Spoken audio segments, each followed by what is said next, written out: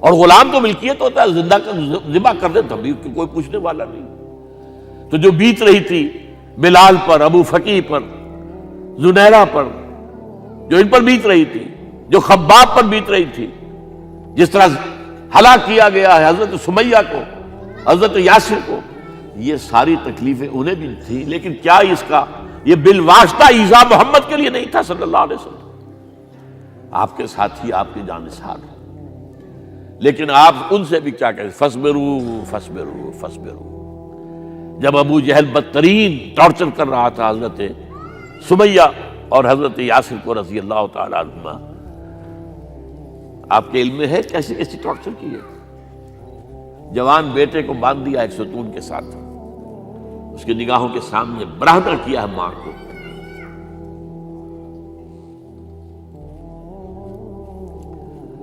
ہاتھ میں ایک مورتی ہے، جب تنگ آ گیا، ستا کر تنگ کر کے مار مار کے حضرت سمیہ ٹس سے مس نہیں ہو رہی، کہتا ہے تم ایک دفعہ کہہ دو سمیہ کہ ہاں اس مورتی میں بھی کچھ ہے، میں تمہیں چھوڑ دوں گا۔ انہوں نے تھوک دیا، برچھا مارا ہے شرمگاہ کے اندر۔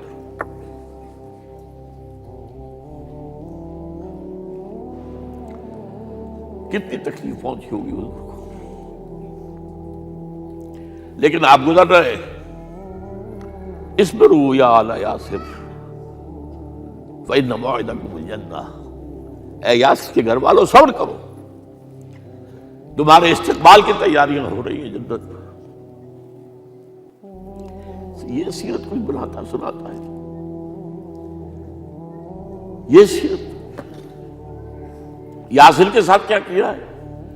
4 اونٹ نر سانڈ، اور ان کے ساتھ رسے باندھ کر ایک رسے سے ان کا ایک بازو باندھا، ایک سے دوسرا بازو، ایک سے ایک ٹانگ، دوسرے سے دوسری ٹانگ، انہیں دوڑایا ہے کہ پرکھتے ہو جیسے قسم کے۔ یہ دین ایسے ہی قائم نہیں ہوا، عدل و انصاف کا نظام ٹھنڈے ٹھنڈے قائم نہیں ہوتا، گھر میں آرام سے بیٹھے ہوئے قائم نہیں ہوتا۔ اور سنیے، 3 برس شیب بنی ہاشم کے تو قید ہے، 3 برس، اور یہاں کی قید پر قیاس نہ کریں۔ یہاں تو جیل میں کھانے کو ملتا ہے، راشن ملتا ہے، جیسا بھی ملتا تو ہے نا، اور لیڈروں کے لیے تو class A class B class ہے، اب تو ان کا تو لیڈر تو لوگ جب آتے ہیں جیل کاٹ کر معلوم ہوتا ہے کہ شاید کسی صحت افزا مقام سے تشریف لا رہے ہیں۔ وہاں کیا تھا؟ ٹوٹل بائیکاٹ، ایک گھاٹی، ادھر پہاڑ ادھر پہاڑ، دونوں طرف جو ہے پہرے، کوئی کھانے پینے کی چیز اندر نہیں جائے گی، اور پورا خاندان بنی ہاشم، وہ بھی کہ جو ایمان نہیں لائے، وہ قبائلی زندگی تھی نا۔ بنو ہاشم چونکہ حضور کو پشت پناہی چھوڑنے کو تیار نہیں ہوئے، ابو طالب نے آخری وقت تک بھی ساتھ نہیں چھوڑا۔ ہاں، آخری وقت کے قریب ایک بات ہو گئی تھی، ایک مرتبہ تو ہوا کہ وفد آیا ہے قریش کا کہ اپنے بھتیجے کو روک لو، وہ ہمارے معبودوں کی توہین کرتا ہے۔ ابو طالب نے بلایا اور آپ سے کہا کہ یہ کچھ اپنے رویے کو بدلے۔ آپ نے فرمایا چچا جان، اب تو چاہیے میرے ایک ہاتھ پر سورج اور دوسرے پر چاند رکھ دے، میں اپنے اس مشن کو چھوڑ نہیں سکتا۔ یہ ہے استقامت۔ اور ابو طالب کے عین انتقال کے وقت جو معاملہ ہوا، جب وفد آیا ہے کہ ٹھیک ہے اب ہمارا جو ہے صبر کا پیمانہ لبریز ہو گیا ہے، اب ٹھیک ہے آ جاؤ میدان میں، تم بھی ساتھ چھوڑنے کو تیار نہیں ہو۔ ابو طالب نے بلایا اس کو، بھتیجے مجھ پر اتنا بوجھ نہ ڈالو جو میں برداشت نہ کر سکوں۔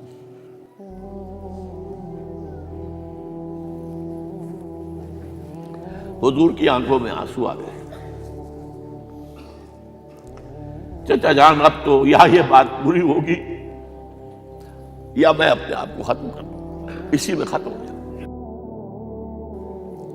بہرحال شیب بنی ہاشم میں 3 برس اس حال میں گزرے ہیں، ٹوٹل بائیکاٹ، کوئی کھانے پینے کی نہیں۔ کچھ لوگ تھے شریف النفس، مثلا حکیم بن حزام تھے رضی اللہ تعالیٰ، اور بعد میں ایمان لے آئے۔ حضرت خدیجہ کے وہ رشتہ دار تھے، وہ پہاڑ پر چڑھ کر ایک طرف سے رات کی تاریکی میں، دونوں دروازے تو بند ہیں، پہاڑ پر چڑھ کر چوٹی سے نیچے اتر کر کوئی چیزیں کھانے پینے کی دے آئے بس صلی اللہ علیہ وسلم۔ کوئی اور ایک آدھ ہوگا ایسا۔ یہاں تک نوبت آئی ہے کہ بنی ہاشم کے یہ پھول جیسے بچے معصوم بھوک سے بلبلا رہے ہیں، اور اس کے سوا کچھ نہیں ہے کہ سوکھے چمڑے ابال کر اس کا پانی ان کے حلق میں ٹپکا دیا جائے۔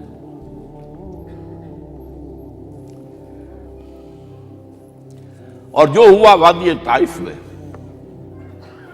جب مکے والوں نے فیصلہ کر لیا کہ آپ قتل کر لو، ابو طالب بھی فوت ہو چکے ہیں، اب کوئی اندیشہ نہیں، کوئی خانہ جنگی شروع نہیں ہوگی، کوئی انٹرا ٹرائبل وار نہیں ہوگی، تو آپ طائف گئے ہیں۔ شاید وہاں کے 3 سردار تھے بڑے، اور یہ طائف اصل میں قریشی کا سمجھیے کہ یہ ان کا گرمیوں کا یہ صحت افزا مقام تھا۔ یہ تمام جو سردار تھے مکے کے، ان کی جائیدادیں وہاں تھی، باغات تھے، اور وہاں کے بھی 3 سردار تھے، تو شاید ان میں سے کسی کو اللہ توفیق دے دے۔ وہاں گئے ہیں اور صرف ایک ساتھ ہیں، حضرت زید بن حارثہ، حضرت ابو بکر بھی ساتھ نہیں تھے، سائے کی طرح ساتھ رہنے والا بھی ساتھ نہیں تھا۔ وہاں جا کر جو آپ نے تینوں سے بات کی ہے، تینوں نے وہ باتیں کہی ہیں جو کلیجے کو چیر جائیں۔ تمہارے سوا کوئی اللہ کو نہیں ملا تھا رسول بنانے، جاؤ چلے جاؤ۔ ایک کہتا ہے فوراً چلے جاؤ یہاں سے، اس لیے کہ ہو سکتا ہے کہ تم سچے ہو تو کہیں میں تمہاری توہین نہ کر دوں، اور یہ بھی ہو سکتا ہے تم جھوٹے ہو تو جھوٹے کو میں منہ نہیں لگانا چاہتا۔ 3 دن کی یہ سختی، اور اس میں کیا ہو رہا ہے، اسٹریٹ ارچنز جو کہلاتے ہیں ہمارے یہاں، ٹھوکرے گلیوں کے، انہیں اشارہ کر دیا ذرا ان کی خبر لو، اب وہ پتھراؤ کر رہے ہیں۔ جیسے ہمارے ہاں کوئی آ جاتا ہے، کوئی نیم پاگل یا کوئی اور کسی طرح کا مست قسم کا آدمی، اور اس کے اوپر چھوکرے چاروں طرف ہوں اور ستا رہے ہوں، یہ نقشہ تھا، اور طائف کی گلیاں تھیں، اور محبوب رب العالمین تھے۔ ادھر سے پتھر آ رہے ہیں تو زید بن حارثہ رکاوٹ بن گئے ہیں، لیکن پیچھے سے آ رہے ہیں، وہ کیسے روکیں گے؟ پیچھے جاتے ہیں تو ادھر سے آ رہے ہیں۔ جسم لہو لہان ہے، خون رس رس کر زخموں سے جوتیوں میں آ کے جم گیا ہے۔ پھر وہاں سے آپ نکل کر گئے ہیں، ایک باغ میں تھوڑی سی پناہ لی ہے تھوڑی دیر کے لیے، جوتے بڑی مشکل سے اترے ہیں، خون جمع ہوا، اور وہ جو پھر دعا نکلی ہے آپ کے، وہ کلیجے کو چیر جانے والی ہے۔ اللہم الیک اشکو ضعف قوتی وقلت حیلتی وحوانی علی الناس، اے اللہ تیری جناب میں فریاد لے کر آیا ہوں، اپنی قوت کی کمی کا، اپنے وسائل کی کمی کا، اور لوگوں میں جو رسوائی ہو رہی ہے، الی من تکلنی الی بعید یتجہمنی او الی عدو ملکت امری، مجھے کس کے حوالہ کر دیا ہے، مجھے دشمن کے حوالے کر دیا جو چاہے میرے ساتھ کر گزرے۔ فریاد ہے کہ نہیں؟ بڑی زوردار فریاد ہے، بڑی زوردار، لیکن پھر مقام عبدیت کا ظہور ہوتا ہے۔ ان لم یکن علی غضبک فلا ابالی، اے اللہ اگر تو ناراض نہیں ہے، مجھے اندیشہ یہ ہو گیا کہ کہیں تو ناراض تو نہیں ہو گیا ہے، کہیں تو نے میرا ساتھ تو نہیں چھوڑ دیا ہے۔ اگر تو ناراض نہیں ہے تو مجھے کوئی پرواہ نہیں، جو ہو سو سر تسلیم خم ہے جو مزاج یار میں آئے۔ واپس آئے ہیں تو مکے میں داخل نہیں ہو سکتے تھے، وہاں تو قتل کا فیصلہ ہو چکا۔ باہر ہی آپ نے ڈیرا لگایا، زید بن حارثہ کو بھیجا، فلاں شخص کے پاس جاؤ کہ تم اگر امان میں لے لو محمد کو تو محمد آ جائیں، میں تو میری یہ پوزیشن نہیں ہے، میں قریش کے مقابلے میں امان نہیں دے سکتا۔ دوسرے کے پاس بھیجا، اس نے بھی کچھ ایسے جواب دے دیا۔ تیسرے کے پاس جب گئے حضرت زید، مطعم بن عدی، اس نے کہا ٹھیک ہے، میں امان دیتا ہوں محمد کو، وہ آ جائے مکے میں۔ حضور سے آگے کہا، حضور نے فرمایا نہیں جا کر کہو، آ کر لے کر جا۔ کیوں؟ کیا پتہ اچانک جو ہے میرے داخل ہوتے ہی کوئی مجھ پر حملہ کرے، قتل کر دے۔ وہ تو یہ کہہ سکے کہ ہمیں کیا پتہ تھا کہ مطعم نے جو ہے امان دی ہے، I never knew it۔ اب یہ قبیلے کے اندر یہ ہوتا تھا کہ ایک نے امان دے دی، سب کی طرف سے امان۔ لہذا حضور نے فرمایا آ کر لے کر جاؤ۔ وہ اپنے 6 بیٹوں کو ہتھیار سجا کر لے کر آیا ہے اور پھر لے کر گیا حضور کو، کہتا ہوا گزر رہا ہے راستے میں، لوگوں سن لو محمد میری امان میں ہے صلی اللہ علیہ وسلم۔ اس لیے آپ کو مکے کے اندر پھر 2.5 سال مزید رہنے کا موقع ملا ہے، اور اتنا بڑا احسان آپ نے مانا پھر مطعم بن عدی کا کہ غزوہ بدر میں جب 70 اسیر تھے قریش کے حضور کے پاس، تو آپ نے فرمایا تھا کہ اگر آج مطعم زندہ ہوتا اور وہ سفارش کرتا تو میں ان سب کو چھوڑ دیتا بغیر کسی فدیے کے۔ بہرحال یہ چند باتیں میں نے آپ کو بتائی، باقی تو یہ کہ غار ثور ہے کیسی کیسی، اور پھر غزوہ بدر سے پہلے کی رات ہے، اور وہ آپ کا زندگی کا طویل ترین سجدہ ہے اس میں، جہاں تک یہ الفاظ بھی آپ نے کہہ دیا، اللہ اگر کل یہ جو 313 یہاں جمع ہیں اگر یہ ختم ہو گئے تو پھر قیامت تک تیرا نام لینے والا کوئی نہیں ہوگا، میں آخری رسول اور میری یہ 15 برس کی کمائی ہے۔ اس پر کہا حضرت ابوبکر نے، وہ پہرےدار کی حیثیت سے کھڑے تھے، کہ حسبک حسبک، حضور بس کیجئے بس کیجئے۔ بہرحال بدر ہے، احد ہے، زخمی ہوئے ہیں، دندان مبارک شہید ہوئے ہیں، خون اتنا بہا ہے کہ بے ہوش ہو گئے ہیں، اور خبر اڑ گئی ہے کہ آپ شہید ہو گئے۔ یہ سب کچھ، اور سب سے بڑھ کر حمزہ کی لاش سامنے آئی۔ کیسی لاش؟ ناک کٹی ہوئی ہے، کان کٹے ہوئے ہیں، پیٹ چاک کر کے کلیجہ چبایا ہوا ہے۔ کس طرح برداشت کیا ہوگا آپ نے؟ اپنے اوپر تاری کر کے دیکھیں، یہ حمزہ کون ہے؟ چچا ہے، دودھ شریک بھائی ہے، خالہ زاد بھائی ہے، ساتھ کا کھیلا ہوا ہمجولی ہے، اور اس کی لاش ہے۔ جو قلب اطہر پر بیت رہی تھی وہ مدینے میں آ کر ایک بڑا ماحول بدلا ہوا تھا، تب وہ بات سامنے آ گئی۔ جب آپ مدینے واپس تشریف لائے ہیں تو ظاہر بات ہے کہ زیادہ انصار کے لوگ تھے جو شہید ہوئے تھے۔ بدر میں مہاجرین تو میرے خیال ہے 1/4 تھے نمبر کے اندر، 3/4 تو انصاری تھے۔ اسی طریقے سے احد کے اندر معاملہ ہے، تو مختلف گھروں سے عورتوں کے بین کرنے کی آوازیں آ رہی تھی، اس لیے کہ اس وقت تک بین کرنا حرام نہیں قرار دیا گیا تھا، ممنوع نہیں تھا۔ آوازیں سن کر حضور کی زبان مبارک سے نکل گیا، اما حمزہ تو فلا بواکی لہو، ہائے حمزہ کے لیے تو کوئی رونے والی بھی نہیں ہے۔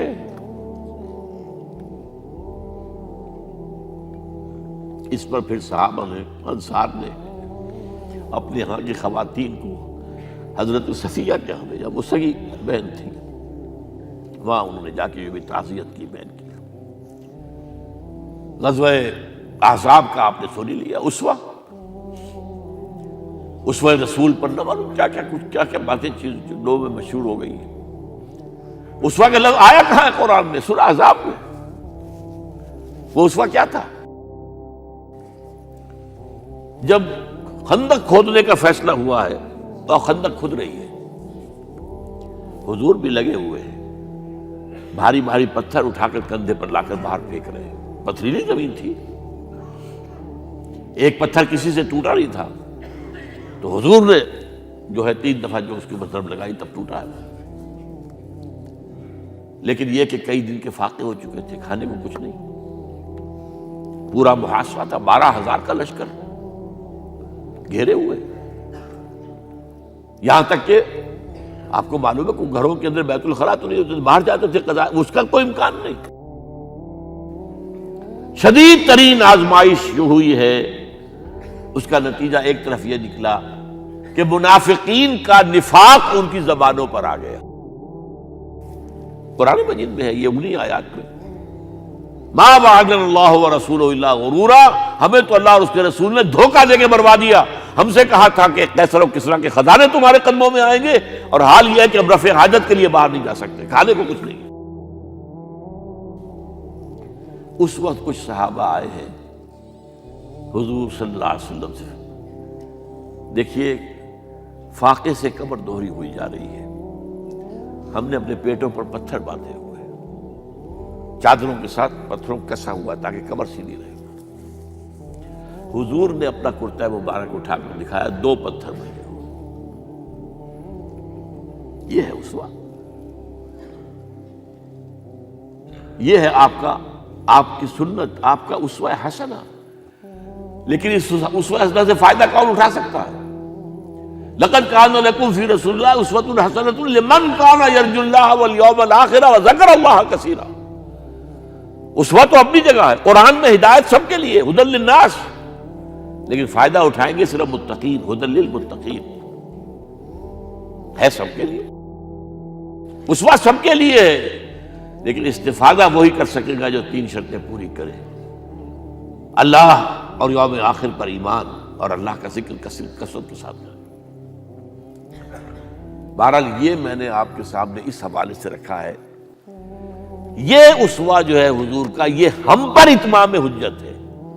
دیکھیے نوٹ کیجئے، پوری نوع انسانی پر اتمام حجت، اسلام کا نظام عدل اجتماعی جو قائم کر کے دکھا دیا، حجت قائم، اسے انگریزی میں کہتے ہیں اٹس ڈویبل، کیا جا سکتا ہے، یہ کام ہو سکتا ہے، اس لیے کہ زمین پر قدم بقدم چل کر یہ انقلاب آیا، محنت سے آیا، مشقت سے آیا، ایثار سے آیا، قربانیوں سے آیا، تکلیفیں جھیل کر آیا، صبر و مصابرت سے آیا، استقامت و مقاومت سے آیا۔ یہاں پر معجزوں کی کار فرمائی نہ ہونے کے برابر ہے۔ یہاں دھوپ سے بچانے کے لیے کوئی اللہ نے صاحبان نہیں دیا، ظل اللہ علیکم الغمام، اور بھوک سے بچانے کے لیے من و سلوہ نازل نہیں ہوئے۔ غزوہ تبوک میں ایسا بھی ہوا ہے کہ 3 مجاہدین کا 24 گھنٹے کا راشن ایک کھجور، ایک نے منہ میں رکھی، کچھ چوس لی، کچھ گلوکوز چلا گیا اس میں سے، دوسرے کو دے دی، اس نے چوس لی، پھر تیسرے کو دے دی۔ من و سلوہ نازل نہیں ہوئے، محنت، مشقت، ایثار، قربانی، صبر، مصابرت،